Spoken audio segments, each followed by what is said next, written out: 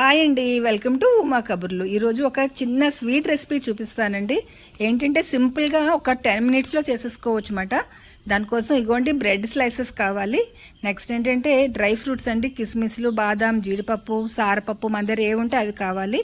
Next బెల్లం కావాలండి, ఇంకా ఇలాచీ పౌడర్ కావాలి. బ్రెడ్లు ఫ్రై చేయడానికి కొంచెం నెయ్యి అండి, ఒక 2 స్పూన్లు నెయ్యి అయితే సరిపోతుంది.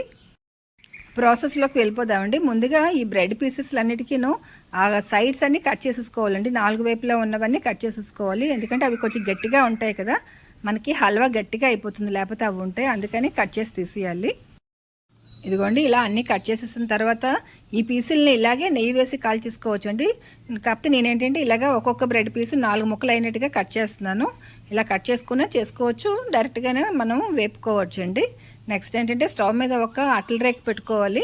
దాని మీద ఈ కట్ చేసిన ముక్కలన్నీ పేర్చుకోవాలండి. ఇలా చిన్న చిన్న ముక్కలు చేసుకుంటే ఏంటంటే మొత్తం అట్ల రేక్ అంతా ఎక్కువ ముక్కలు మనం పేర్చేసుకోవచ్చు అన్నమాట, ఒకేసారి ఎక్కువ వేగిపోతాయి. ఇలా అన్ని వరుసగా పేర్చేసుకున్న తర్వాత దాని మీద ఆ ముక్కల మీద మనం నెయ్యి వేసుకోవాలండి. అప్పుడు మనకి ఎక్కువ నెయ్యి కూడా పట్టదు.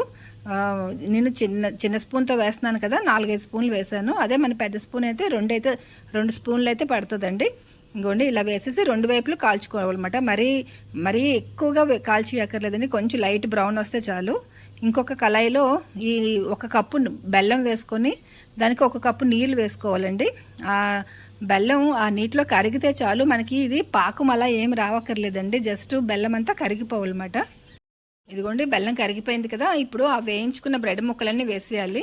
ఇదేంటంటే మనం షుగర్తో చేయట్లేదు కదండి, బెల్లంతో చేస్తున్నాం కదా, కాబట్టి మనకి ఏమీ కఫం పట్టడం అలా కూడా అవ్వదండి. చక్కగా పిల్లలకు కూడా మనం స్వీట్ కావాలన్నప్పుడు చేసి ఇవ్వచ్చు అన్నమాట. చూడండి ఇలాగా ముక్కలన్నీ వేసుకున్నాం కదా, ఇలా ఈ జారుగా ఉండగానే ముక్కలు వేయడం ఆపేయాలండి. మరీ ముక్కలు ఎక్కువ వేసేస్తే టైట్ అయిపోయి పొడి పొడి అయిపోతుంది అన్నమాట.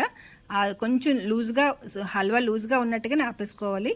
ఇంకొకటి పెట్టుకొని ఇంకొక చిన్న కళాయి పెట్టుకొని దాంట్లో డ్రై ఫ్రూట్స్ అన్నీ వేపేసుకోవాలండి, కొంచెం నెయ్యి వేసేసి.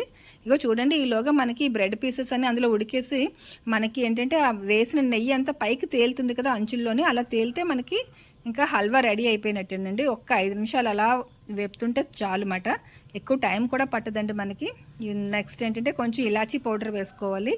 ఈ నేతిలో వేయించుకున్న డ్రై ఫ్రూట్స్ ఉన్నాయి కదండి, ఇవన్నీ వేసేసుకొని హల్వా కలిపేసుకోవాలండి. అంతే, ఈజీగా 10 మినిట్స్లో అయిపోతుందండి. పిల్లలు ఏమైనా తినడానికి అడిగినప్పుడు షుగర్వి అది ఇస్తే కఫం అది పడుతుంది కదండి, అలా కాకుండా ఇలా బెల్లంతో చేసి ఇస్తాం కదా, చాలా బాగుంటుందండి. టేస్ట్ బాగుంటుంది, మంచి కలర్ కూడా బాగుంటుంది.